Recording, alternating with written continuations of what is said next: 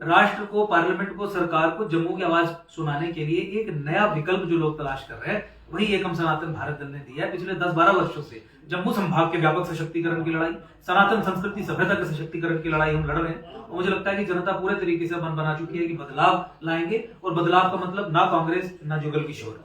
अब नई political party, Jammu की अपनी लोकल पार्टी, सनातनी पार्टी, जम्मू संभाग के मुद्दों को लेकर लड़ने वाली पार्टी, टंके की चोट पे ये कहने वाली पार्टी कि कश्मीर के बारे में कोई बात नहीं होगी, केवल जम्मू संभाग के लोगों के बारे में बात होगी। उसी पार्टी के समर्थन में इस बार जनता जो है वो वोट देगी और परिवर्तन लाएगी, और जम्मू मजबूत होगा, सनातन हमारा मजबूत होगा। क्या लगता है कि उम्मीद है कि फिर वही बात आ जाती है कि प्रधानमंत्री मोदी जी को लोग देते हैं, तो उनसे जो है वो लोग काफी ज्यादा उम्मीदें रखते हैं कि अभी अगर रियासी डिस्ट्रिक्ट की बात करें तो जो कोड़ी ब्रिज है वो बनके तैयार हुआ है, दुनिया का सबसे ऊंचा जो ब्रिज बनके तैयार हुआ है वहां पर, और यहाँ पे काफी ज्यादा डेवलपमेंट जो है वो डिस्ट्रिक्ट रियासी में देखने को मिली है। कुछ रह भी गई होंगी, लेकिन वो कहते हैं कि हम ही, हमारी पार्टी जो है वो ये कर सकती है। अगर बात करूँ मैं हॉस्पिटल की, यहाँ पर प्राइमरी हेल्थ सेंटर है वो नहीं बन पाया, लोगों को काफी ज्यादा निराशा है। अगर मैं पुणे की बात करूँ तो वो कहते हैं कि हमारी सरकार आएगी, हम ही जो है वो इसे अपग्रेड। देखिए, पिछले 10 वर्षों में तो आपने देख लिया, पिछले 10 वर्षों में हजारों मौके लोगों ने देख लिया कि भाई जो हमारे लोकल एमपी हैं उन्होंने परफॉर्म नहीं किया, उन्होंने हमारी बात नहीं सुनी, उन्होंने हमारी बात नहीं रखी।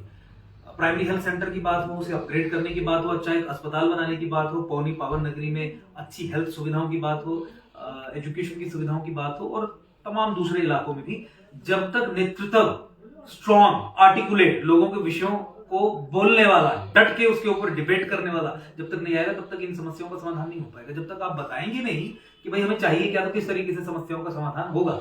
और जैसा कि आपने बनाया पुल बनाने की बात या वो फला बात, सड़क बनाने की बात, देखिए डेवलपमेंटल प्रोसेसेस हैं, निरंतर चलते रहते हैं। सरकार पूरा एपरेटस है जो कालखंड में, समय में कुछ ना कुछ करता रहता है। लेकिन मोस्ट प्रेसिंग इश्यूज 2016 से 2018 के बीच में सुप्रीम कोर्ट में जाके मैंने स्वयं केस फाइल किया, केस लड़ा कि जम्मू कश्मीर में मुसलमान मेजॉरिटी है, लेकिन गलत तरीके से माइनॉरिटी का स्टेटस और उसके तहत मिलने वाली 300 से अधिक स्कीम्स का बेनिफिट ले रहा है। ये बेनिफिट नॉन मुस्लिम्स को, सिखों को, हिंदुओं को, जैनों को, बौद्धों को, जम्मू खित्ते को मिलना चाहिए। 12 मार्च 2018 को जम्मू संभाग के सशक्तिकरण की लड़ाई लड़ते हुए हमने वो केस जीता। सुप्रीम कोर्ट में दोनों सरकारों के घुटने टिकवा के हमने ये फैसला करवाया कि जम्मू कश्मीर में अब इन 300 स्कीमों का बेनिफिट, एक स्कीम में 4 से 5 लाख रुपए की स्कॉलरशिप, एक स्कीम में 600 से 700 लाभार्थी।